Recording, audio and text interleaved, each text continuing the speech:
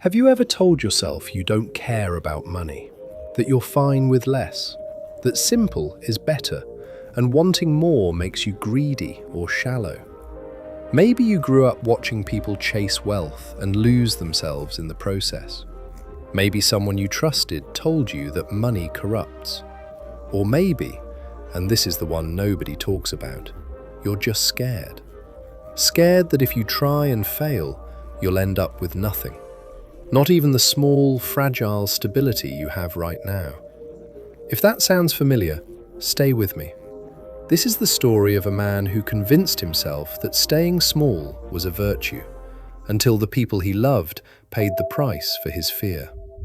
In a quiet riverside town where the streets smelled of rain and street food, there lived a 32-year-old man named Daniel. Daniel was a good man by every measure anyone around him could see. He worked as an assistant at a small printing shop, showed up early, stayed late when needed, never complained. He earned around $650 a month. After rent, groceries, electricity, and sending a small amount to his younger sister back home, he had maybe $50 left. Some months, less. His room was small. One window, one fan, a bed that creaked every time he turned over at night. He wore the same 3 shirts on rotation. He cooked the same 4 meals every week because they were cheap and filling. And whenever anyone suggested he try something bigger, freelance work, a small business, anything, Daniel would smile quietly and say, "I'm not that type of person. I'm happy like this. Not everyone needs to be rich." But that wasn't really true. What Daniel actually felt was fear. Fear of being seen as foolish. Fear of trying something and falling flat. Fear that if he reached for more and missed, he'd lose even this, the small, ordinary, manageable life he'd built around himself like a wall. So he turned that fear into a philosophy. Rich people are never really happy. Money changes people. There's more to life than chasing numbers. These weren't beliefs. They were excuses. And somewhere deep down, Daniel knew it. At night, in that quiet, creaking room, his mind always went to the same place. His younger sister, Nina. Nina was 22, bright, hard-working, studying accounting at a local college. She had 1 more year to finish her degree, but their father had fallen ill, a kidney problem that had been getting worse for 18 months. The doctors had been clear for a while now. He needed proper, ongoing treatment. Dialysis, medication, follow-up appointments. The cost, spread across the next year, would come to roughly $4,500. Daniel had saved $380. He'd been saving for 2 years to reach $380. He lay awake, doing the math he already knew the answer to, and then he'd push the thought away and stare at the ceiling until morning. If I could just earn more. But what if I try something and lose even this? Better to stay where I am. Then one Friday evening, Nina called him crying. Their father had collapsed at home. Nothing immediately life-threatening, but the doctor at the clinic was direct. The treatment could no longer wait. Delaying further could mean permanent kidney damage. They needed to begin proper care within 6 weeks. Total estimated cost, $4,200. Daniel took a bus to the clinic. He sat in a plastic chair in the corridor and watched nurses walk back and forth. He watched other families, some in expensive clothes, some not, but all of them capable of being there, capable of helping. And something settled over him in that corridor. Not sadness, something heavier. He had spent years telling himself that wanting more was dangerous, that staying modest was wise and safe. But sitting there with $380 in his account and a father who needed $4,200, he realized the truth he had been running from for years. This isn't safe. This is just powerless. Playing it small hadn't protected him from anything. It had just made sure he had nothing left when it actually mattered. He looked down at his hands, the same hands that had waved away a friend's offer to teach him web design 2 years ago. The same hands that had said no to helping a neighbor set up a small delivery business because it felt risky. The same hands that had chosen the familiar over the possible every single time. What good is being careful if I can't help the people I love? The next morning, Daniel walked across town to see a woman named Mrs. Ferreira. Mrs. Ferreira was in her late 50s. She ran a small but steady tailoring and textile business from a shop house near the market. She wasn't wealthy, but she was capable. She employed 3 people, paid her bills on time, and had a reputation for being fair and quietly generous. Daniel had known her for years. She'd occasionally brought printing orders to the shop. He had always kept a respectful distance, partly because her competence made him feel the gap between where he was and where he could be. He didn't have the luxury of that pride anymore. He knocked. She opened the door, looked at him, and read his face immediately. "Come inside," she said. "Sit down. Tell me what's happening." And he did. All of it. His father, the money, the years of telling himself he was fine, voice steady at first, then not quite. When he finished, he asked her quietly, "Would you consider lending me the money? I'll pay you back. I don't know exactly how fast, but I will." Mrs. Ferreira was quiet for a long moment. Then she said, "I'll help you, but not the way you're asking." Daniel frowned. "I could write you a check right now," she said. "Your father gets his treatment. You spend the next 3 years grinding yourself to exhaustion, paying me back. And then, next crisis arrives, and you're sitting in front of someone else asking the same question." She folded her hands on the table.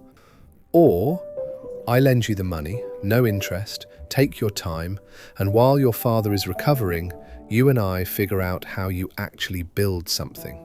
Not a windfall, not a lottery, real, steady income that you build yourself."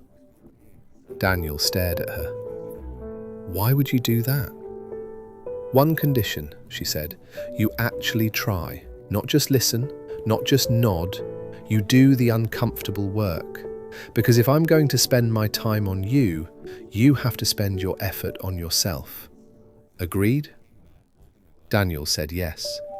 Mrs. Ferreira walked him to the small garden behind her shop. Against the back wall grew 2 papaya trees side by side, planted the same season, same soil, same sunlight, same water. One was tall, full of fruit, branches heavy and green. The other was half the size, thin, pale, barely producing. "Same everything," she said. "You know why one is thriving and the other isn't?" Daniel shook his head. "The healthy one, I left it alone. I let it grow the way it wanted to grow, gave it what it needed, and trusted the process." She pointed to the struggling one. "That one, I kept pruning, kept pulling it back. I thought I was being responsible, keeping it manageable. Turns out, I was just keeping it weak." She turned to look at him. "You've been pruning yourself for years, Daniel, telling yourself you were being humble, being safe, but a tree that never grows doesn't survive storms. It just snaps quietly when the wind gets strong enough." He felt those words land somewhere deep. "Here's what nobody explained to you," she continued. "Money is not a moral position. It is a tool. The same hammer that builds a house can break a window. The hammer doesn't decide. The person holding it decides." She paused. 22 years ago, I was exactly where you are. My mother needed an operation. I had nothing. I borrowed from people who charged me brutal rates, and I paid for it for years. That experience broke something in me, and then rebuilt it differently. I learned how to earn properly, failed twice, lost inventory once to a bad supplier, but I kept adjusting. And now? She gestured around, the shop, the staff inside, the steady hum of machines. Last year, I paid the school fees for 2 children in this neighborhood whose parents couldn't manage. Not because I'm special, because I stopped being afraid of building something. She looked at him directly. The question was never whether you should want more. The question is, what kind of person will you be when you have it? Daniel's father began treatment 3 weeks later. And while his father was slowly, steadily getting stronger, Daniel started learning. Mrs. Ferreira was not soft about it. Want more income? Find a problem people have. Solve it better than what's currently available. Charge a fair price. That's the whole formula. Daniel looked around, really looked, maybe for the first time. He noticed that the small businesses around his neighborhood, the bakery, the laundry, the fruit stall, all had one thing in common. None of them had any real online presence. No social pages, no photos, no way for someone new to the area to find them. They existed only by word of mouth. Daniel knew how to use a camera. He had a decent phone. He understood layout from years at the printing shop. He approached the bakery owner first, offered to photograph their products, create a simple social media page, and post consistently for 1 month. Charge $40. The owner laughed a little, then said fine. The results weren't dramatic, but they were real. A few new customers mentioned they found the bakery online. The owner was pleased. Daniel asked if he could continue for $40 a month. She said yes. He approached 2 more shops, then a small restaurant, then a home-based seamstress who had beautiful work and no way to show it. Month 3, 5 clients, $200 a month extra on top of his printing shop salary. It wasn't smooth. One shop owner asked him to do more for free. Daniel said no, politely, clearly. Another took 2 months to pay him. Daniel followed up every week without apology. He went back to Mrs. Ferreira once, uncertain. Am I charging too much? Should I lower my prices to get more clients? She looked at him. Are your current clients getting results? Yes. Then the price isn't the problem. The value is. Make the value undeniable and the price conversation gets easier. So he improved. He studied what made content actually work. He started showing clients simple data, reach, new followers, people asking about their products. He made himself easy to understand and impossible to ignore. By the end of year 1, 11 clients, $440 a month in additional income. By year 2, he left the printing shop. 17 clients. He brought in a younger friend to help with the workload and split the extra income fairly. One afternoon, a wealthy restaurant owner offered him triple his rate for priority access, jump the queue, be available on demand. The old Daniel would have felt the pull.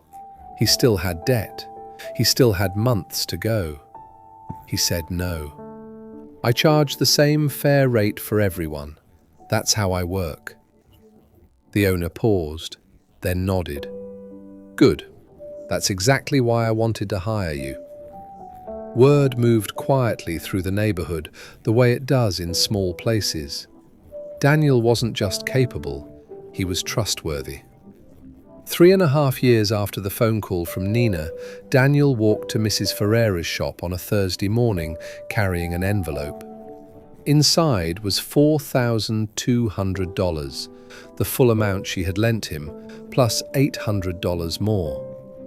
She looked at the extra money and raised an eyebrow. The $800 is for whoever needs it next, Daniel said. You helped someone once. Someone helped you before that. Now I pass it forward. Mrs. Ferreira looked at him for a long moment. You got it, she said quietly, and that was enough. His father was stable and walking carefully but consistently. Nina had finished her degree and found work. Daniel had real savings, not $380 after 2 years, but enough to breathe, enough to plan, enough to help. But the biggest change wasn't financial. He wasn't afraid anymore. He had learned, not from a book, not from a motivational speech, but from doing the uncomfortable, unglamorous, uncertain work, that building wealth the right way is not greed. It is responsibility. It is having enough capacity to actually show up for the people who need you. Here's the thing about the beliefs we carry around money. Most of them weren't chosen. They were inherited from parents, from the neighborhood we grew up in, from throwaway comments that got lodged somewhere in us when we were young. Money is the root of all evil. Rich people lose their values. Wanting more means you're never satisfied. And those beliefs feel like wisdom. They feel like character. But sometimes they are just fear wearing the costume of virtue. Daniel wasn't humble for staying small. He was scared. And that fear almost meant his father lost his health while Daniel had done everything right.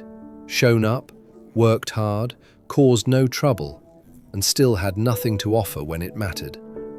Here is what shifted for him, and what might shift for you. Money is not a moral position. It is a resource, a tool. What you do with it is the measure of you, not the having of it. You cannot pour from an empty cup. You cannot help your family from a place of powerlessness. You cannot be there for the people you love if you have nothing to work with. Building something sustainable is not selfishness. It is preparedness. It is being the kind of person who can actually say yes when someone they love needs them. And yes, it is scary. Starting something, risking failure, putting your work in front of strangers and asking them to value it. That fear is real. But here is the question to sit with. What belief about money are you carrying right now that is really just fear in a different outfit? Maybe it is, people like me don't build things. Maybe it is, wanting more means I'll become someone I don't like. Maybe it is simply, what if I try and it doesn't work? Whatever it is, ask yourself honestly. Is this belief protecting you, or is it just keeping you small enough that life's emergencies find you unprepared? Daniel spent years thinking his fear was wisdom. Turns out it was just a wall he'd built to avoid the discomfort of trying. And the moment he chose to grow, not overnight, not magically, but steadily, awkwardly, imperfectly, everything changed. If this story landed somewhere in you, if something quietly shifted, share it with one person who needs to hear it. Leave a comment. What's one belief about money you've been carrying that might actually just be fear? Let's figure this out together. Until next time, don't let fear write the story of your life. You are capable of more than the walls you've built to feel safe.